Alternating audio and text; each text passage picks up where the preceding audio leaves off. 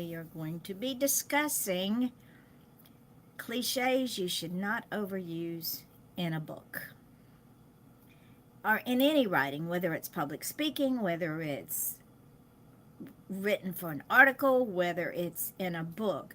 There are just some cliches you don't want to overuse. However, before we get into that, I want to welcome all of you who are watching this or will be watching this. Midnight Publishing was started because I lost my publisher.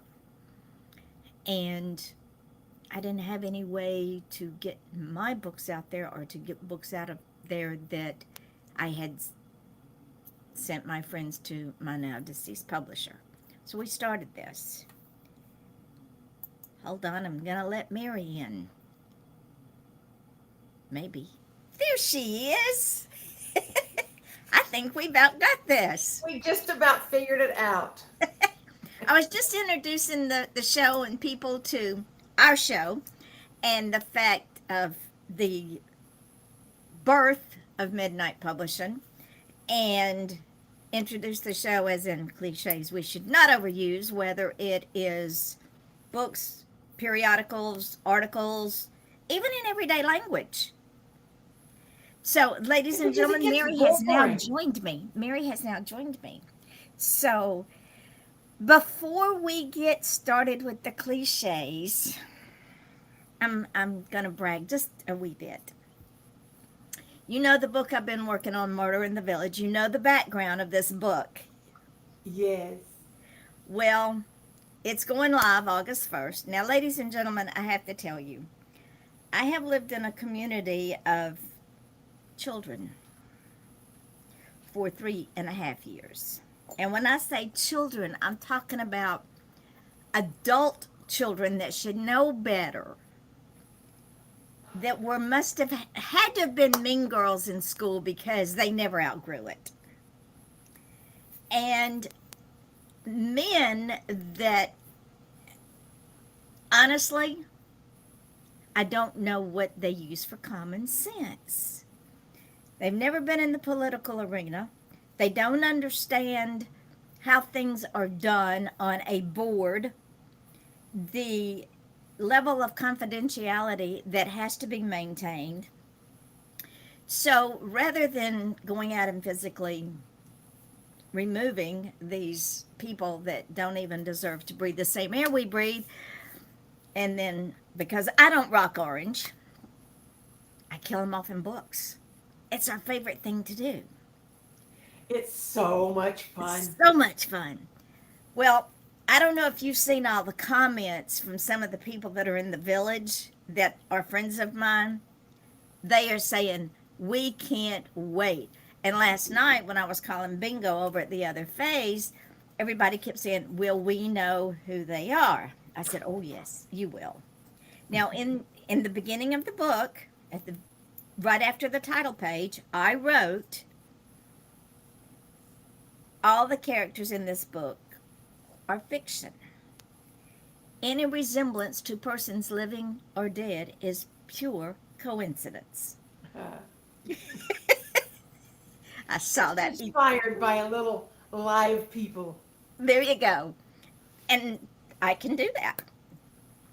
So with that being said, it will go up on Audible, it will go up in hard copy, and it will go up on Kindle. Awesome. But I got to go back and put table of contents and all that crap in for Audible and Kindle, and then rework the cover for the hard copy. Ladies and gentlemen, this doesn't happen overnight. It's a process. And this is what I offer all of my authors at no cost. This is what people don't understand. I do this on my time, my dime, and my love of paying it forward, right, Mary? Yeah. So there you go. If you want your book published, all you got to do is contact me. In fact, I had a guy at church say, I was told to come to you, and I said, send me your stuff. And he goes, what? Seriously, send me your stuff. We can make it happen. I hadn't heard from him yet, probably won't, but that's on him. People take time. They do. They really, really do. You have to But It has to gel around till they think it's their idea. Yeah, some of them don't. Yeah, they never do. So in Murder in the Village, my three drag queens from the Pink Canary and When Fates Collide, Mardi Gras Bound, and When Fates Collide, Arm Candy, and Shady Rest had to come play. I bet they had a ball. Oh, Penelope came into her own in this book. You know, she's a hot mess anyway, but Yes. she really, really, yeah, put, yeah. Y'all just have to read the book. So, what have you been up to? I know last week you were reading a story to some children. I read, well, I went to read a story to children and not a child showed up. What? I think it was too close to the 4th of July. And the woman, it's a new shop. It's called Moon River Cafe and Curiosity. My phone, I forgot to turn it down. Sorry. Um, Moon River Cafe and Curiosities, and it's new. It's a brand new shop. So they're still getting the word out. They're very big in the community. They have art, original art by local artists on the walls everywhere.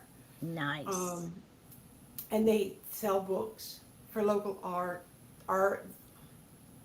That word. Artists and authors sound too much alike. Painters and writers. There you go. So it was very interesting. One of my new friends, Billie Jean Glenn, she's also an author. She wrote a children's book. And it's in every one of Brevard County's libraries right now. Nice. Yes. And Brevard County has like 17 libraries, I think. It's Not a bit, counting it's, the law library. yeah, it's a And huge county. and not counting the history library. So anyway, they those books are there, and she was so funny. She had mentioned when I posted an announcement that I was going to be at Moon River. She said, "Well, I'm going to come because I want to watch the pro at work." What? I forget sometimes how people see me. I am me. I am I'm as plain as they come. I try not to, I try to get away from my roots. I'm not ashamed of my roots. I'm a country born and raised girl. But I've been running from my roots for most of my life. Embrace them. Well, I've started embracing them. I still can't talk like everybody else in my hometown, though. It just doesn't come out right. That's because you've been away so long. Oh, let me go home for a week by myself. And there you go. You're right back into it. Just it's like riding a So bike. You don't anyway, forget. Billie Jean and her husband were there, and we were waiting and waiting for children to show up, and finally the cafe owner showed up. Her daughter was managing the cafe part. So Mama comes along, Kate Broderick's her name, and she started talking with us, the three of us, and I said, well, you know what? Just because there aren't any children here doesn't mean that I can't read my book. So I read the book to these adults. I gave them each a copy to read and hold while I read it.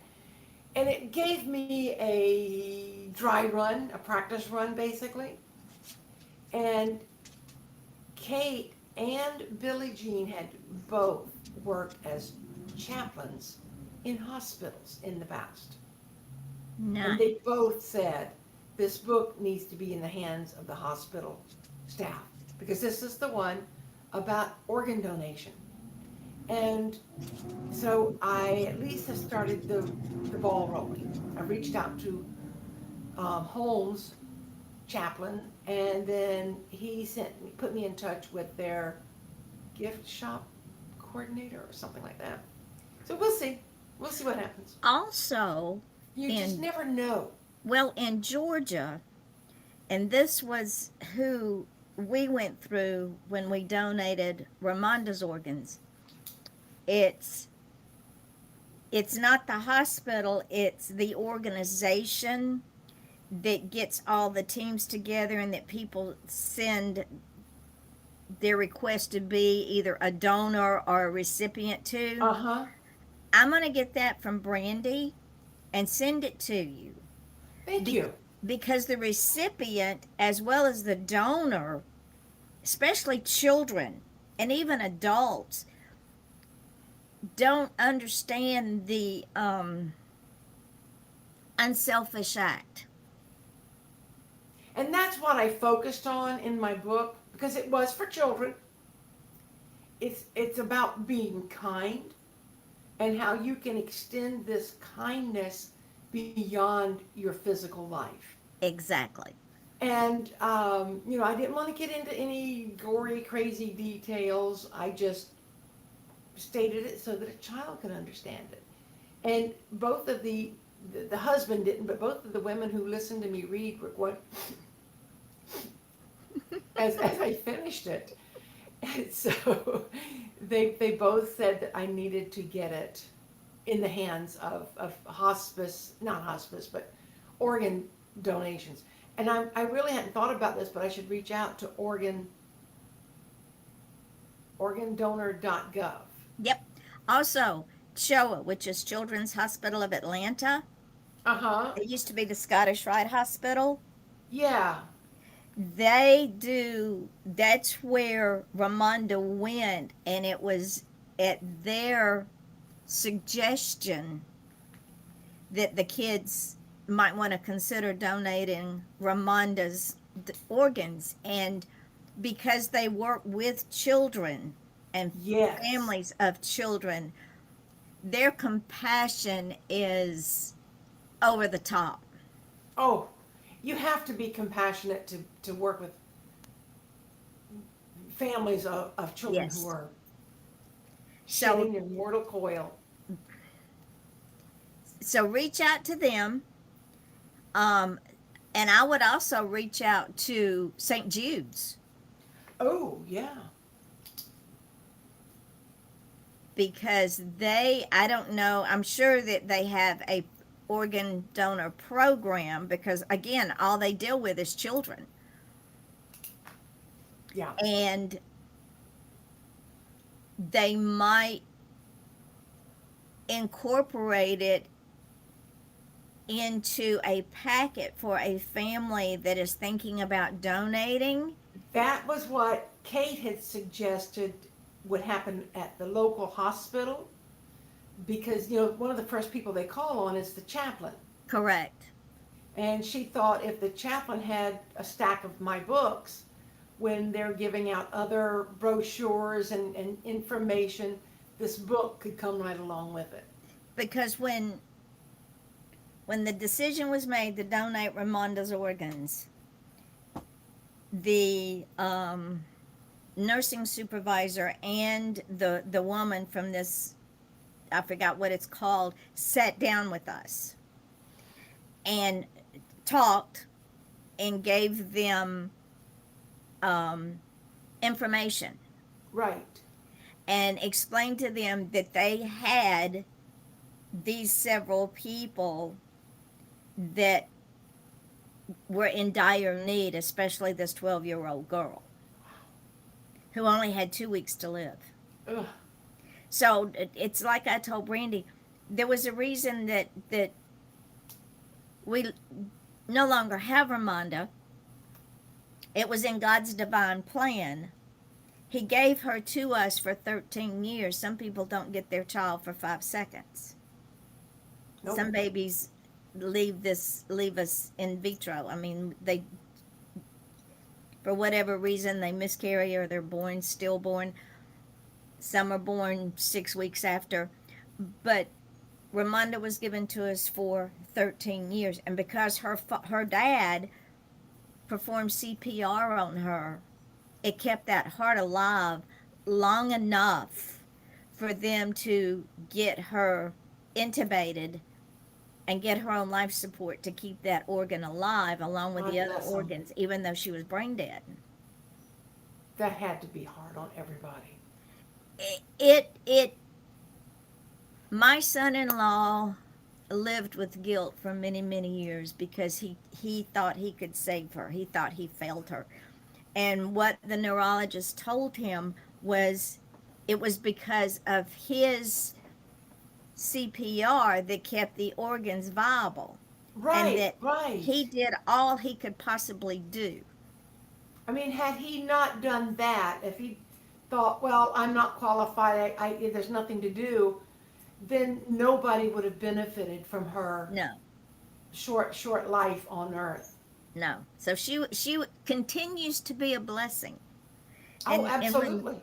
when families think about, and they're in the throes of grief because their child is dying, and they're approached about that, if they could think about the fact that because of that child, that family's decision to donate that child's organs, they now gain family they might not ever meet, because Oh, that absolutely. child's DNA becomes part of that recipient's DNA. Yes. And I think your book would be a beautiful teaching tool. Thank you. So, I'm really excited about it. It's really funny because when my cousin first received her heart transplant, she was in her early 30s. She had two small children, and she and I talked after she'd gone through, after about a year of her going through all the craziness that you have to go through. And I asked her, would she mind if I wrote a story about her? In my head at that time, I mean, this was umpteen years ago. It was 20, almost 25 years ago. I had it, I had visions of a Hallmark romance. mm-hmm. Somebody donated her heart, and random strangers met on a subway or whatever, and they fell in love instantly, and it was like, oh, I just fell in love with your heart. And that's when she said, well, I have a heart transplant, blah, blah, blah. They figured out that you know, she was carrying his ex-wife's heart, or former wife, deceased wife. And I had all these thoughts, and I started writing and outlining, and then I got to a roadblock, and I just couldn't.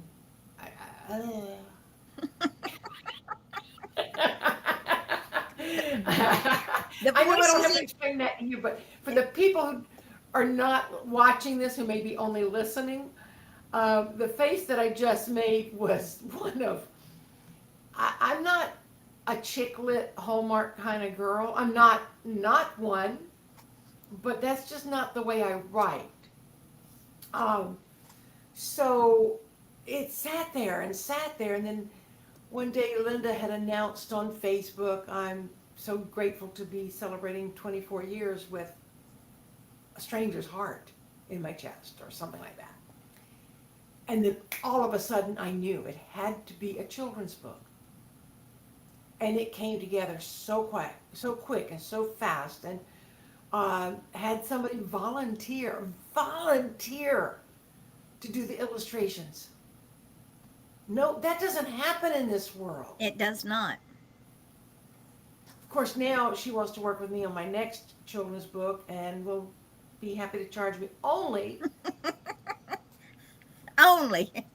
only $3,000. that, yeah, no. Not when we now have so many tools available Yes, that we can but use. I'm very grateful that Jay did the illustrations, and I'm very grateful to have this book completed, and I'm excited about the opportunities for it. Oh, they're unlimited. Yeah, I just have to go out there and knock on a few doors. That's all. Start making inquiries, yeah. And you know what I have learned in my many, many years on this earth is our time is not always God's time. And this may be God's time because there was a reason that those adults were there and there were no children. Yeah, Call it because I divine wouldn't have providence. thought to reach out to hospitals. There you go. It's not something I would have thought of, and you had mentioned, years ago about Ramonda and what the family did for how many lives did she save that day? Let's see. Two kidneys, a liver, a heart, corneas, five. And I know that depending on the situation, and a lot of it is timing, like you Uh-huh. mentioned. If there's not another child who needs that organ at that time, it's not something they can just keep on ice. No. They And there's can't just, all no because the corneas they could keep for 2 years. The other organs have a very, very small shelf life, yeah, not even 24 hours. That's why when they were talking to us and the decision was made of when to take her off life support, uh huh, before they could even take her off life support, they had to go out and gather all the surgical teams because each organ had a different surgical team. yes.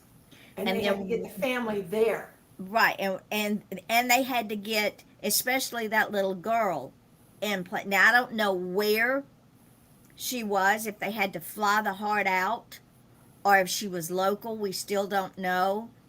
The family was not ready to meet or talk with Brandy. They get thank you cards, and I think it's because on some level they felt guilty and they should not have felt guilty. That was a No, gift of love. And Ramonda would have been the first one to say, take my heart. take what you need. Yeah. So, Yeah, it's a very tricky situation on both sides of this equation. it On is. the one hand, you've got a death, but then on the other hand, you've got a life saving organ. Yep. And I know that if in a perfect world, one healthy body can save 8 lives, there at are least, 8 different life saving organs they can give, and they can make a difference in 75 other people's lives. mhm, Because one person might need one cornea, they right? may not need both, and you just don't know. But there's so many little miracles inside every human body And that, it's like I've always said, we are perfectly made, but we as humans are not perfect. exactly. My And father was only 60 when he died, and he had massive heart attacks and a brain tumor, but he donated his entire body to science. And his thinking was, none of my children became a doctor, but maybe I can help somebody else's child become a doctor. there you go. And my mother tried to donate her body, but she was 87, and she had brittle bone disease, and she had tumors up and down her spine. There really wasn't much, so they said thanks, but no thanks. There wasn't a whole lot that she could donate, but and the thing is, if you donate your body, you can't donate your organs. That's right. I would rather donate my organs. Yeah. Now I'm thinking, now seriously, or not. At one time I thought about donating my body to science fiction. I mean, Now, how would that work? oh, that would be a hoot and a half. Oh, but I love the idea of it. So maybe that's your next book. Could be. Actually, there's several that are in the pike, and we will see what goes Yeah, we'll where. see who comes up first. Now, you got, ladies and gentlemen, I'm going to tell you, people like to be in my books. A friend of mine here in the village said, and who am I in this book? I said, you're not in this book. I can't put everybody in this first book. It's just not going to happen. She got offended. I said, you just going to have to wait your turn. She should write her own book and be her She's not a own writer. heroine. She's not a writer. But there's enough material in this village for at least 4 books. Oh, I'm sure. So I said, you'll be in the next one. Just everybody chill out. There's room for everybody in this series. Yeah. The next in the series, and I told him, I says, the ending of this book is not going to be what you think it is. There's a twist. Because the next book, the title of the next book is Duct Tape, Tarp, and a Shovel. And the first line is, Whoa. it all started in the middle aisle of a hardware store. So when you read the ending of the first book, you'll understand the title of the second book. Yeah. So there you are, ladies and gentlemen, a little teaser there. That's We kind will- of it's kind of we cool. So let's talk about cliches. Okay. I Um, w- go Go ahead. ahead. No, it's your I show. You went, go. I went online and pulled up the most misused cliches, right? 681. So which one is the most overused? They all are equal. Oh. One that I found, or one that really I use when I'm really ticked off at people, is it's enough to piss off the Pope. That one is so misused in the written language. Fit the bill. Yeah. Better late than never. Chip off the old block. Okay. Let's see, what else? A dark and stormy night. Oh. One of my short stories started out with that cliche, and there was a reason for it, because it was a play on the story. It was important for the story, but that was the only time it was used. Right. And we're not saying don't use cliches, ladies and gentlemen. Cliches can add to a story. Don't Oh, especially overuse it. in dialogue. Yes, because if you overuse the cliche, it loses the effectiveness. There I am. I can't talk this afternoon.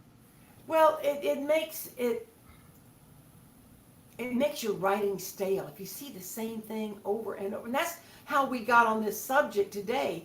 The last time we met 2 weeks ago, I had told Yvonne about a book I was reading by a best-selling author, really well-known, and well, I never heard of her until my niece told me about her. Her name is Jodi Picoult, and she's a good writer. But just every now and then throughout the same book, you'll see the same statement, and it really annoyed me because it became cliche in my reading. Correct. And I found out also, here's a little reading tip to all of you listeners. If you love an author, you might find, as I did, if you read them back to back to back to back, because this one was very prolific, and she's probably written almost as many books as Yvonne Mason, but you can read them over and over and over back to back, and you kind of get bored because they employ the same mechanisms over and over, which makes them cliche.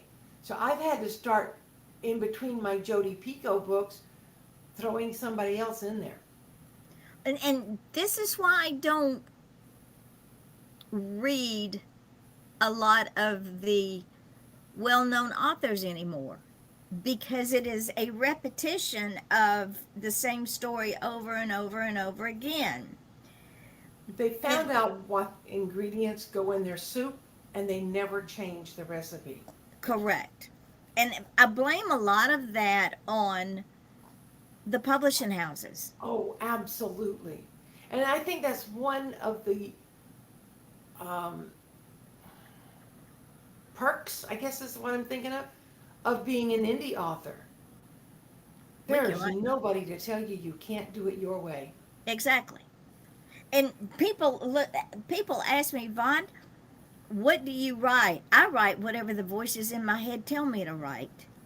I Yep. write everything from inspirational to horror to thrillers to true crime to comedy to suspense to Did you short say stories. comedy or crimedy?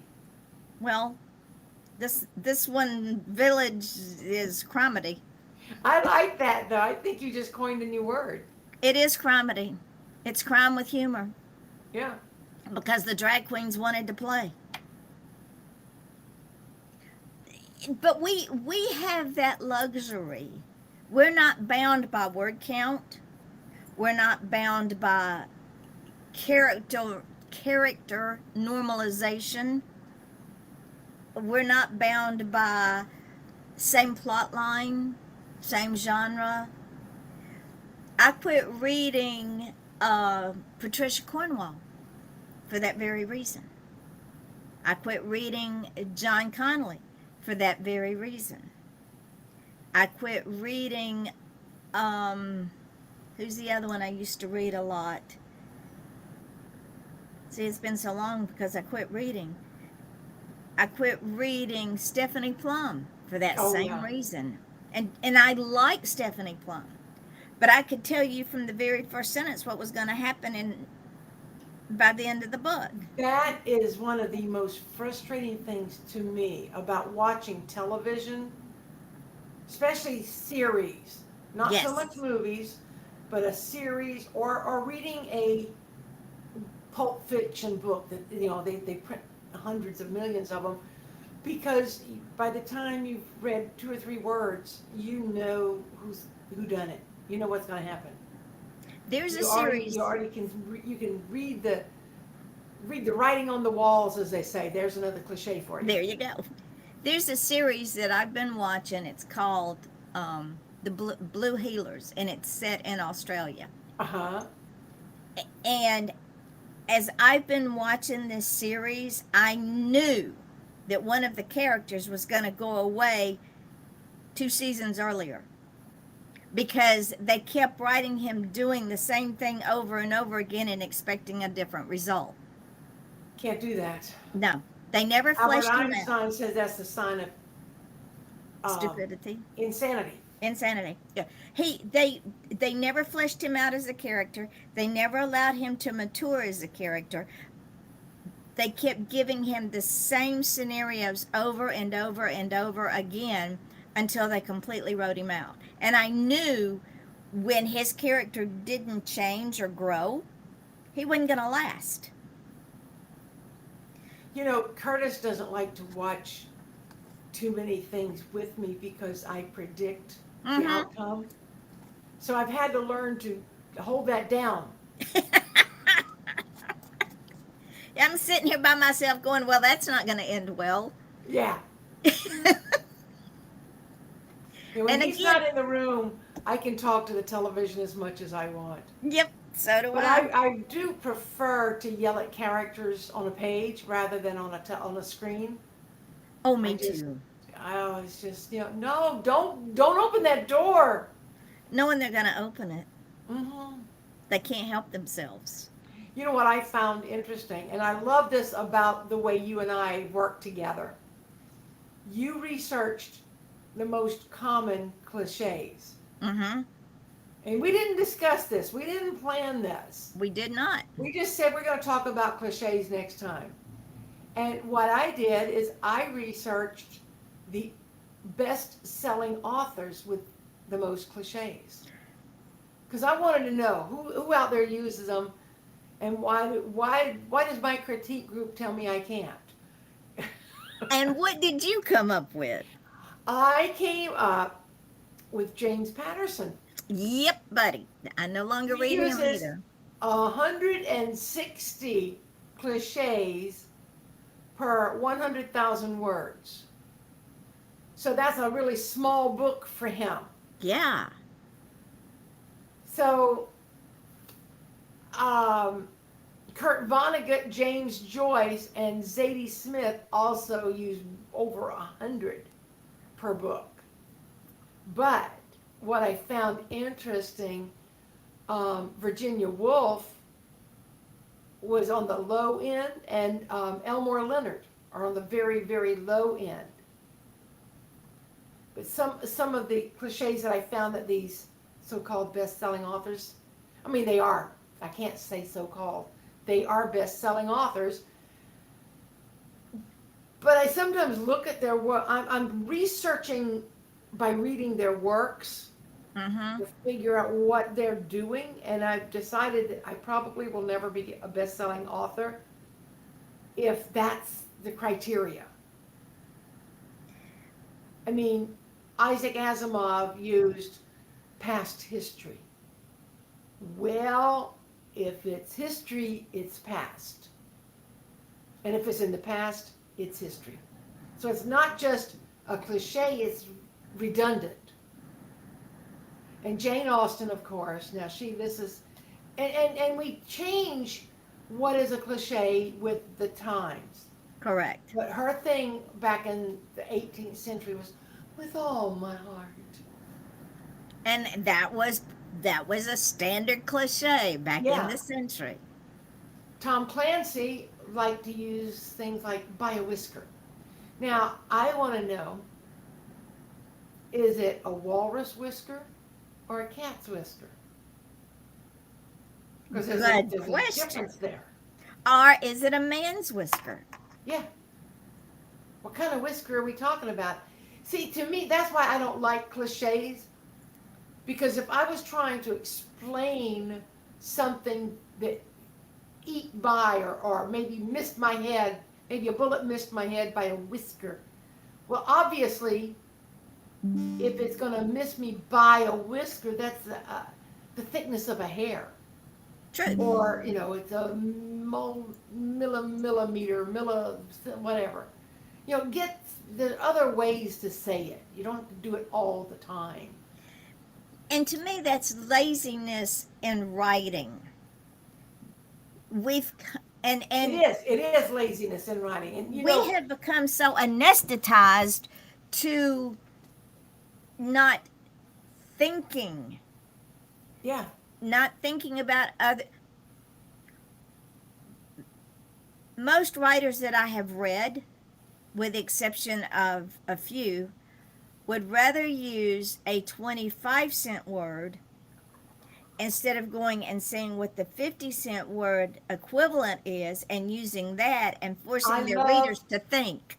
I love a writer who makes me pull out my dictionary. There you go.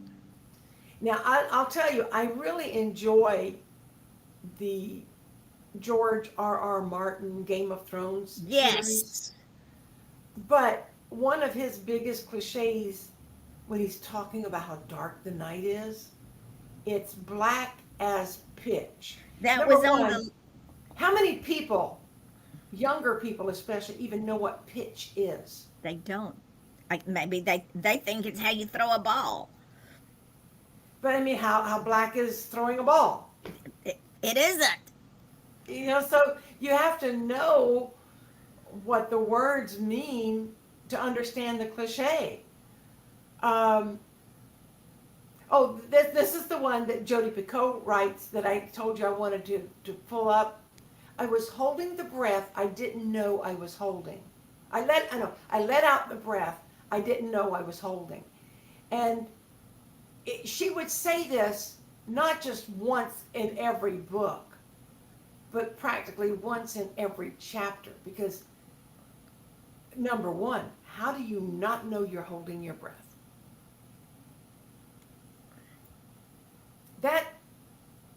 If I hold my breath long enough, I'm going to pass out. Yeah. So when I read it like 3 times within the first couple of chapters, I almost chucked the book across the room, but I was afraid I'd break something else, so I didn't. Um, but that kind of stuff annoys me. Um, one of the queens of cliches is Danielle Steele. Oh, yes. Very She much loves to so. talk about the weather. Um, this is something I see on Facebook a lot, little memes around there about how you're not everyone's cup of tea. Mm-hmm. And that's definitely a cliche. And Yvonne and I are nobody's cup of tea. No, We I'm not even some people's shot of whiskey. no, and thank God. I don't want to be. I don't want to Me be. either. So here's one that I read quite often is the clock ticked. Sometimes they'll say the clock ticked silently. Well, then how do you know it ticked? And why aren't you using digital watches and timers and looking at your phone? People don't watch clocks tick on the wall. Not anymore. And we always have the clear blue sky. I edited a woman's fantasy novel not long ago, and that was one of the things that I had to point out to her frequently was how beautiful the sky always was. I said, "Are you doing a Chamber of Commerce brochure here? It's okay if the sky's always clear." Because every now and then she'd have it rain and have a little interest of what was going on during that point. But the sky was always clear blue. So then she changed it to the azure sky. I'm like, oh, for God's sake. It's the same thing. But there are ways to talk about the weather that have nothing to do with the weather. Johnny was digging Margaret's grave, and the sweat just, ran down the handle of the shovel. Or Margaret poured the poison into Johnny's cup and chuckled softly as it turned it a milky green or something. There's a way to do it. Well, to make it more descriptive. I mean, Yeah. and then on the opposite side of that coin, another Too author much description. way over the pale. I don't read Stephen King anymore for that reason. He will describe a blade of grass to death. How many ways can you describe a blade of grass? It is green, it is long, it is short, it is wet, or it is dry, or it is alive or dead. End of story. You people, what we're trying to say is if you're writing a book just to fill it up with words with a plot in there somewhere, before you send it out to anyone, go back and reread it like you're not the writer. Read it out loud from a print. Exactly. Don't just read it on your computer screen, because we get so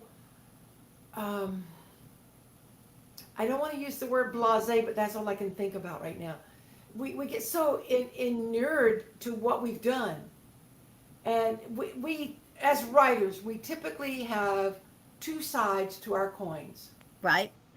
We are gods, and the world should obey us. Or we're little worms, and Not our worthy. stuff isn't worth a crap. And most of us don't have an in-between. Except for me and Yvonne, because Yeah. we know that. We don't care either way.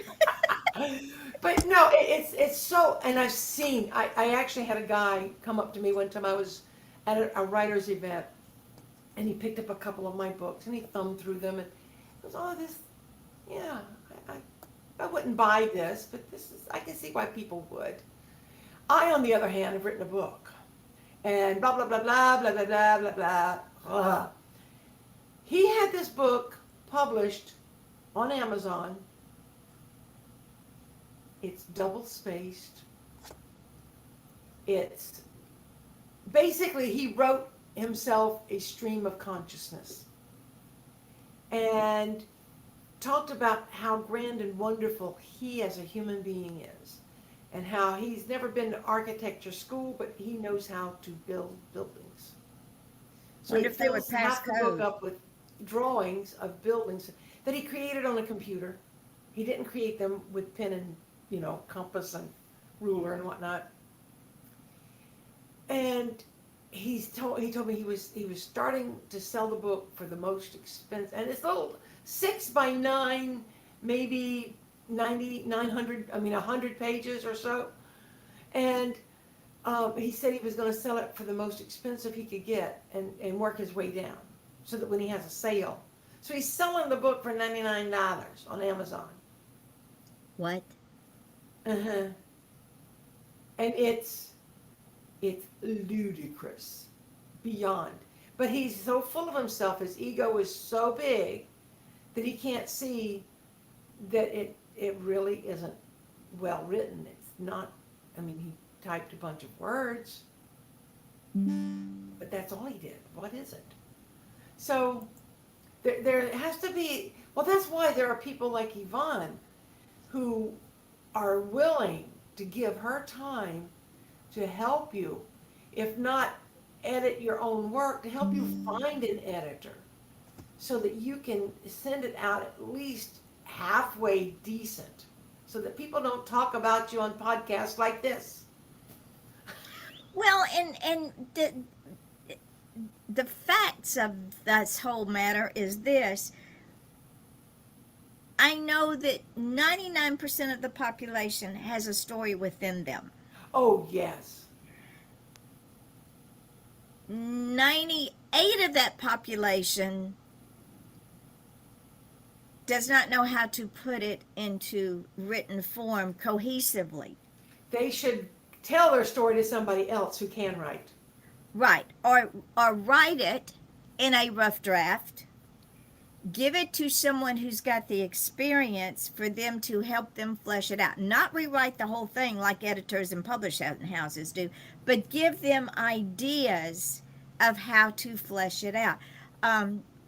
My little author, Sherry Ann Richardson, when we discussed what I require in as 12-point, New Times Roman, single space, no space between the paragraphs, no page numbers, completed manuscript, she sent me a note. She said, Yvonne, you made this so easy. I was not aware of that. I was following something else, rules of writing. I'm going, honey, that Well, is the so rules archaic. of writing have not changed in 200 years. People in the publishing industry want you to still do like Mark Twain did. Right. They want you, they don't want it typed out. They want everything electronic. But they want it presented as if you've typed it out on an Olivetti typewriter, and you got a stack of papers this thick, Right.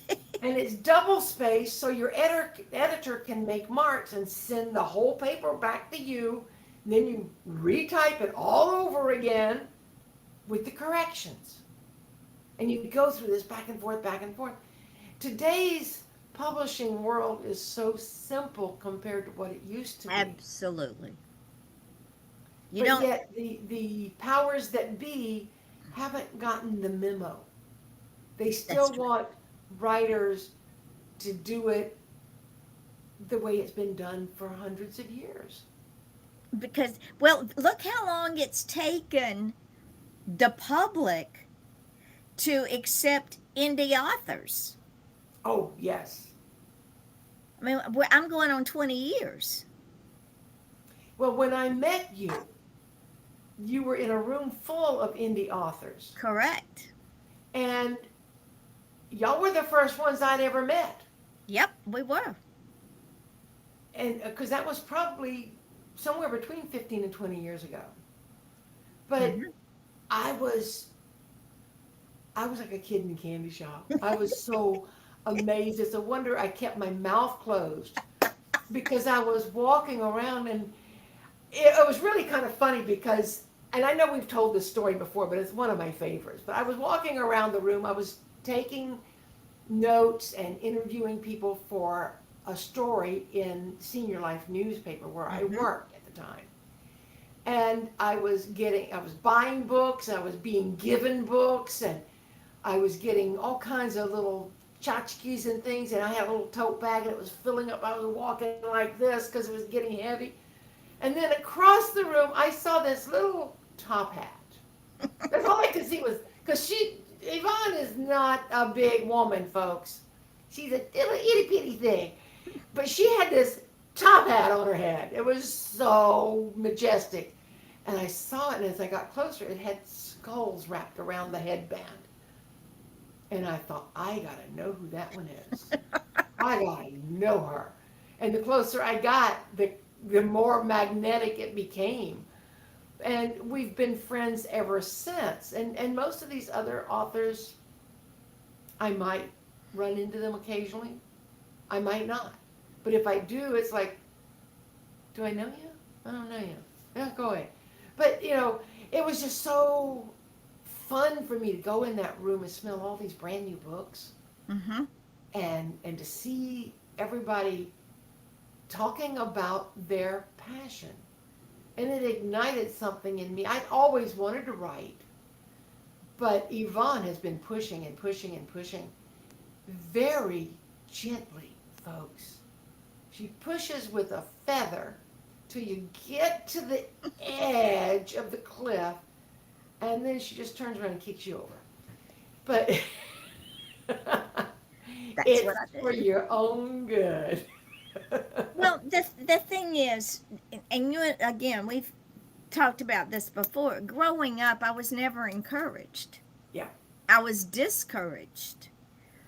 My mother told me many, many years after this particular incident happened, she told me about it many, many years later.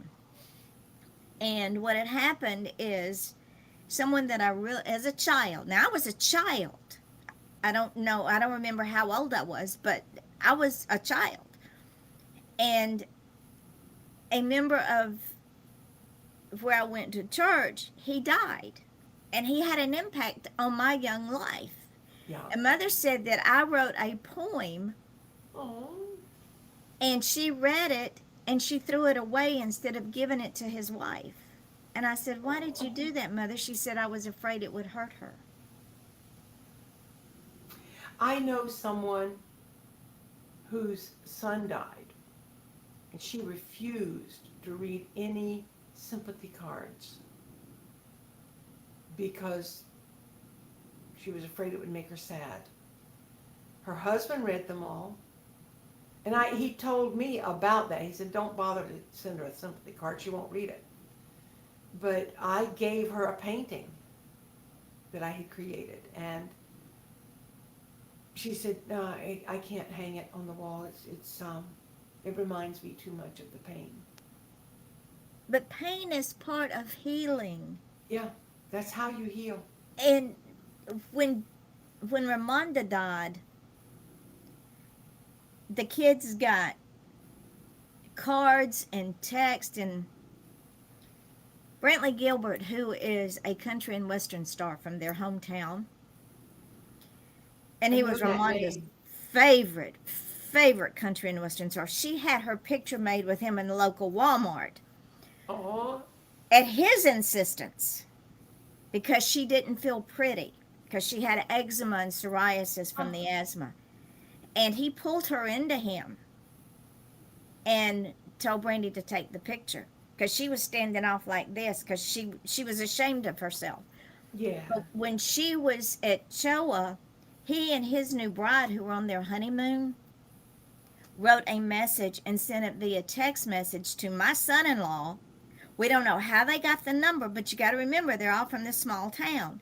Sent the message to my son-in-law, and we all read it, and it helped because somebody else was feeling a pain, a Yeah. loss, somebody that we did not know personally. So after Ramonda died, some friends of Brandy's had VIP tickets to Brantley Gilbert's concert. They took her. She was, they were in this area where if with VIP tickets you got to talk with Brantley in a group, they gave Brantley that photograph of him and Ramonda. He told the story Oh, about Ramonda. And it wasn't too long after that that his wife got pregnant. So when Jack died, I got texts, I got emails, I got cards.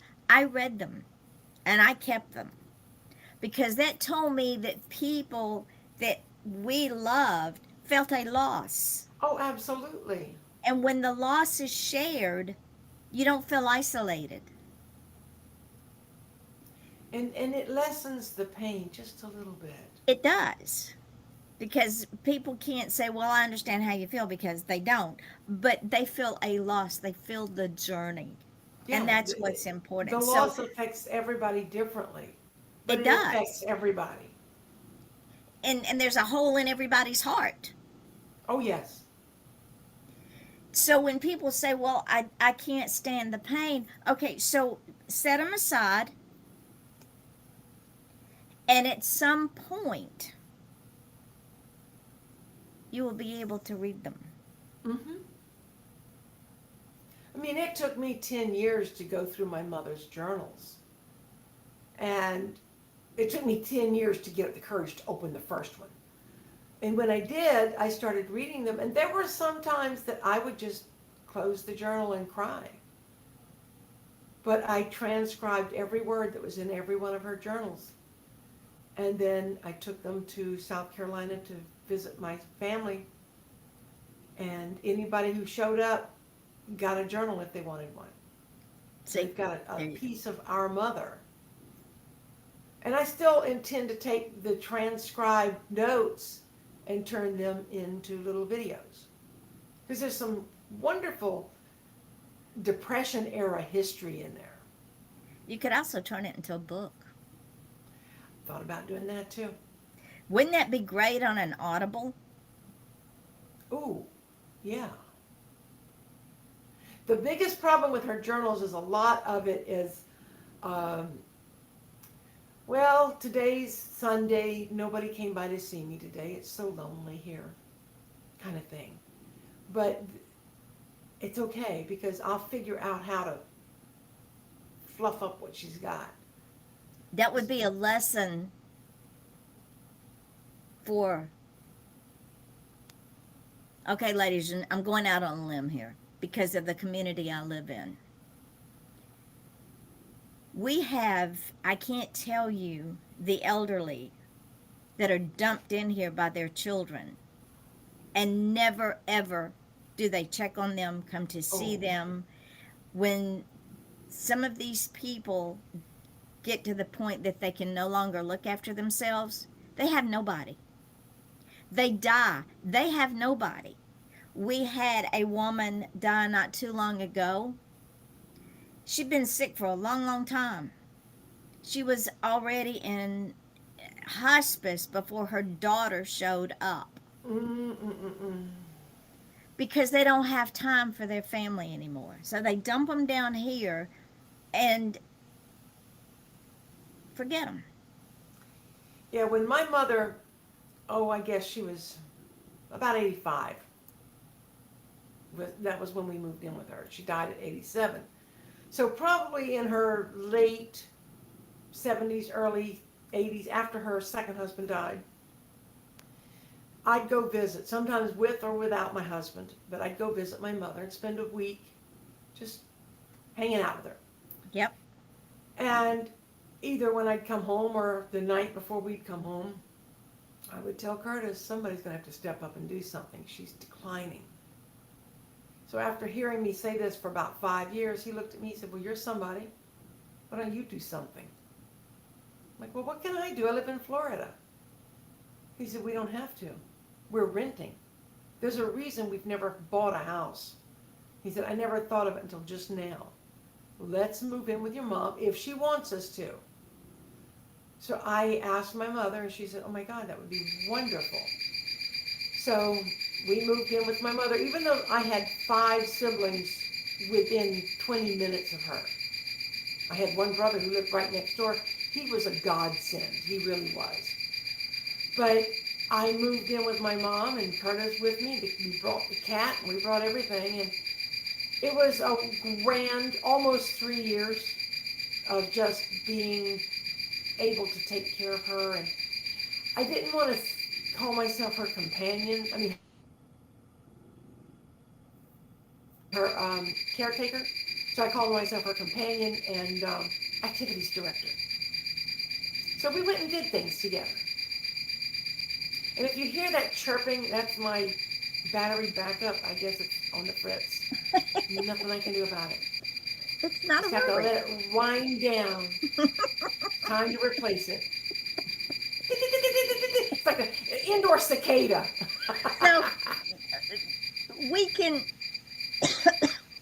this conversation takes us back to cliches because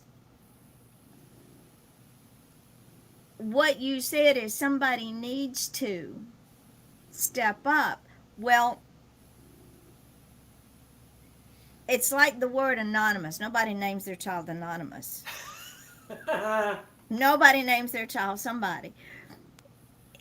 And again, in your writing, ladies and gentlemen, even if you're writing a, and this irritates me. It's so if you're gonna have the guts to say something, have the guts to own it, Oh, yes. and you own it by putting your name to it. Well, I Don't think be the anonymous. anonymous probably is because over time nobody knew who said it, or nobody wanted to claim it.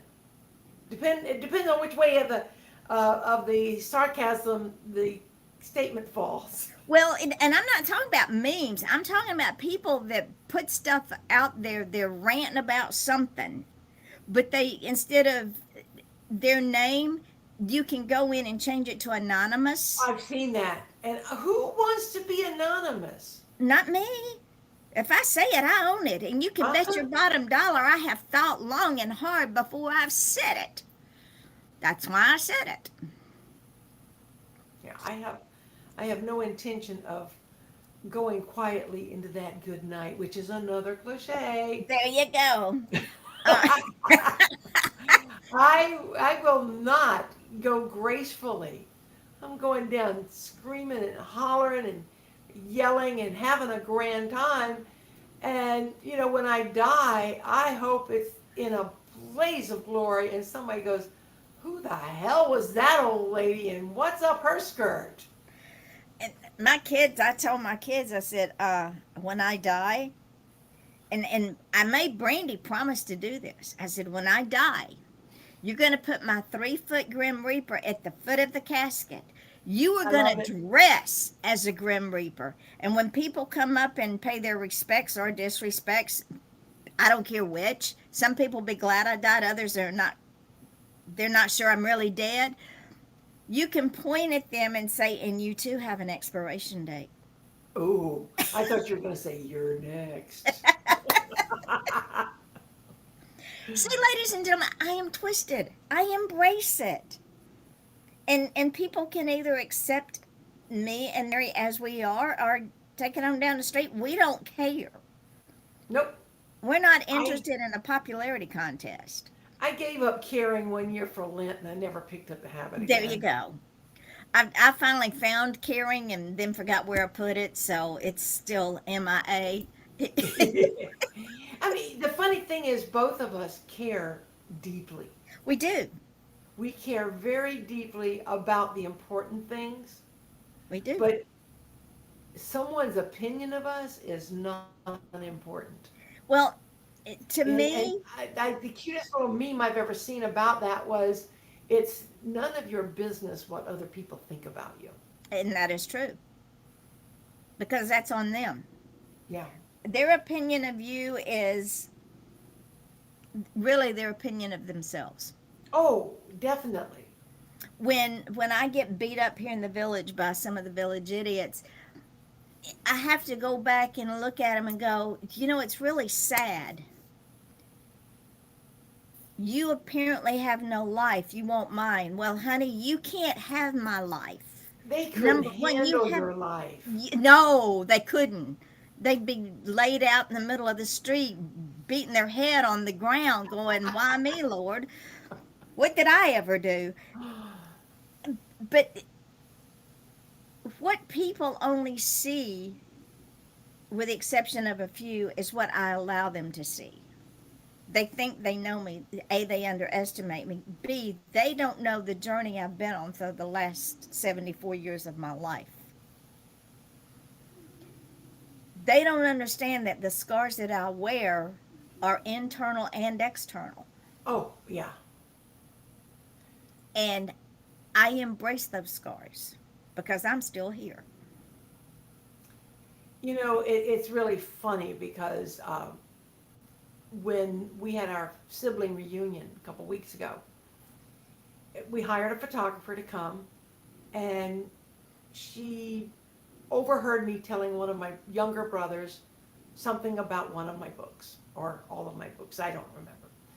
And she just zoned in on that. So after she finished her photography, she came over, she said, "Did I understand that you write books?" I said, "Yeah, I do."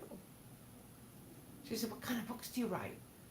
I said, "Well, I've written 2 children's books, 3 books about angels, and a sex novel." And she goes, "Oh, oh, tell me more." I said, "Hold on, I'll go to my car, I'll bring you in a copy of each." Well, she ended up buying a copy of each of my books. And um, she asked me, "Well, I can understand the angels, and I can understand the organs. How did you get onto a sex novel?" I said, "Well, it's not really a sex novel. It's a book about sex addiction and the man's journey toward recovery and 12-step tradition, blah, blah." And she says, "Why? You're not a sex addict, are you?" I said, "Oh, no." I said, "But I wrote this because I was Facebook stalked, and I was married to a narcissist, and I lived with, 25 years of psychological abuse." And she goes, "Oh, me too, been there, sister, done that." And so we started talking, and my older sister came over. She goes, "Mary, that's in your past. Leave it in the past. Move on." I said, "Oh, honey, I've moved on." I said, "When you hear me telling any stories about my first husband, it's only to put something else into context. It has nothing to do with my pain or what I've been through. It's to show people that I know what I'm talking about." It's a lesson learned. It's Yes, experience. but the truth of the whole thing was not that my sister was trying to help me move on. She was eaten up with the green-eyed monster. And there's another cliche for you folks. Mm-hmm. But jealousy that this photographer who had never seen me before in her life all of a sudden was my new best friend. And she was buying my books. "You didn't come here to sell books." I said, "Oh, I sell books wherever I go. Exactly. I always carry at least 2, sometimes more, but I always carry at least 2 copies of each of my books, because you just never know where you're going to be or who you're going to see and how the conversation's going to go. And it's better to have them with you, especially if you're an indie author. Yep. Carry your books with you. Don't just say, "Oh, you can find them on Amazon." You give somebody a business card and say, "You can find me on Amazon."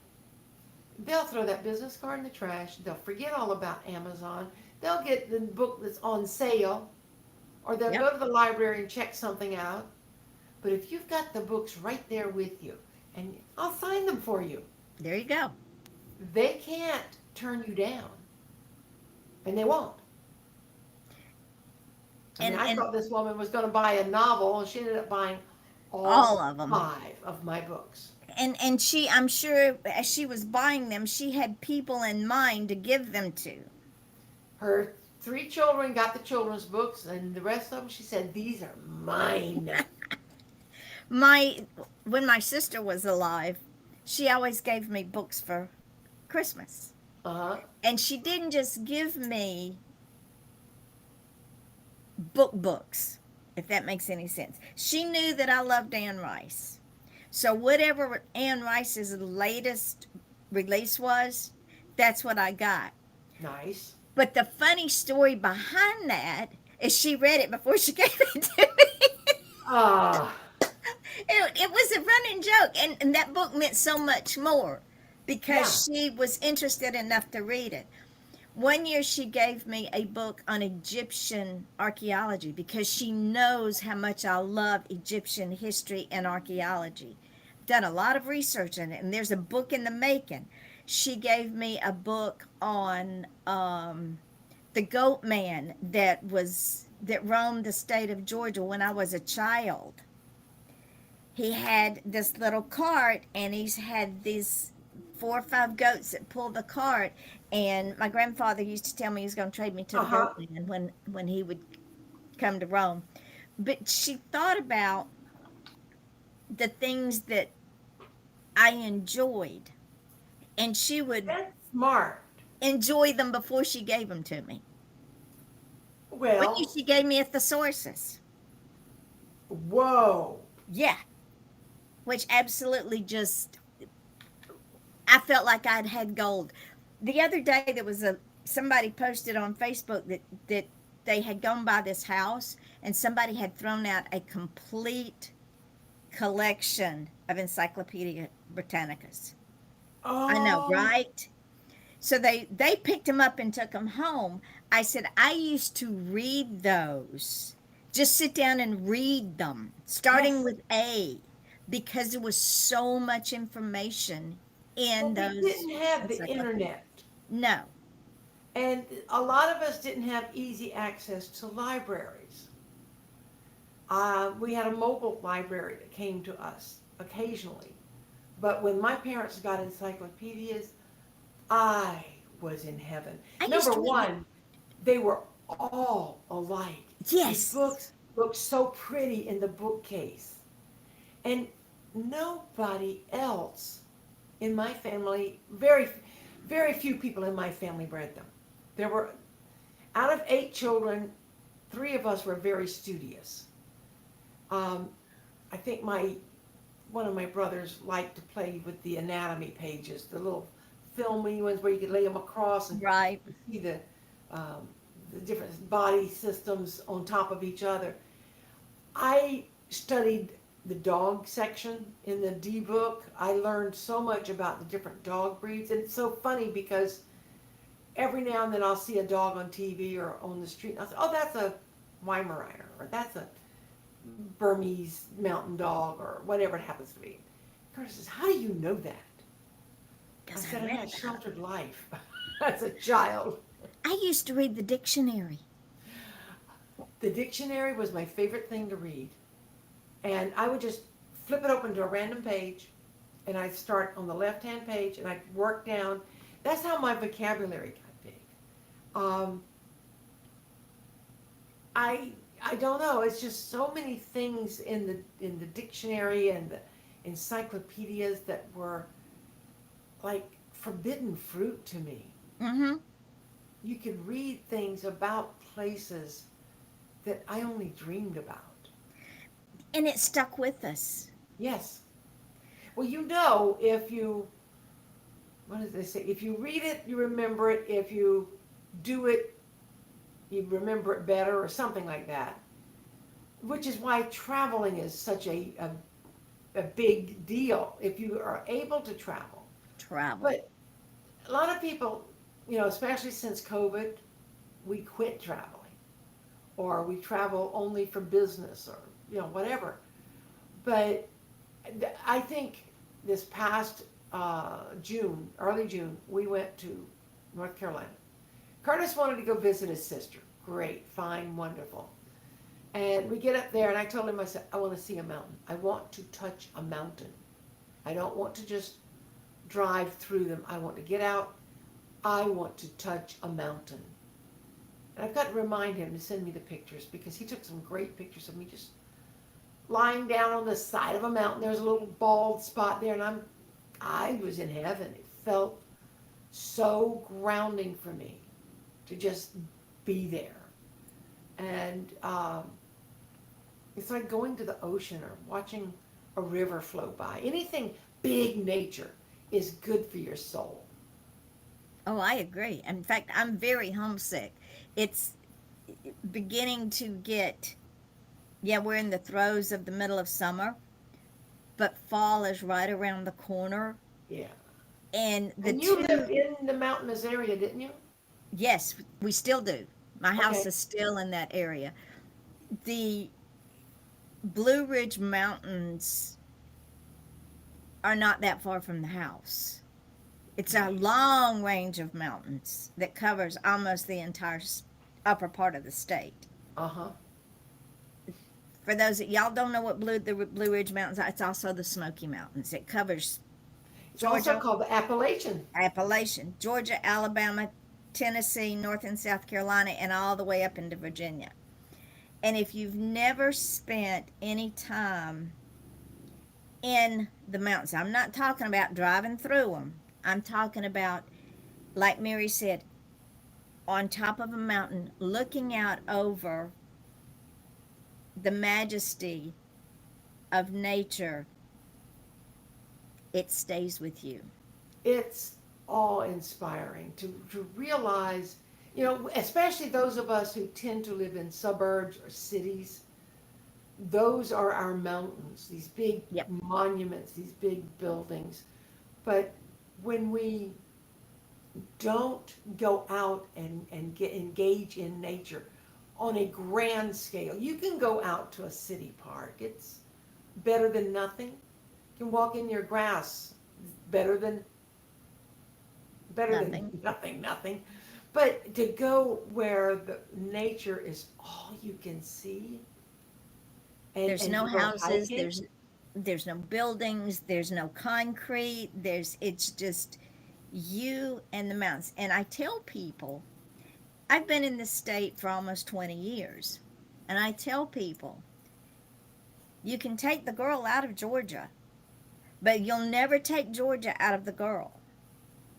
There is something so grounding in being from that part of the world. And people that I've talked to that lived in that area, Virginia, West Virginia, North South Carolina, Tennessee, they say the same thing. Those mountains, I have a friend right now from Pennsylvania, those mountains call him home. They call me home. And that will always be home.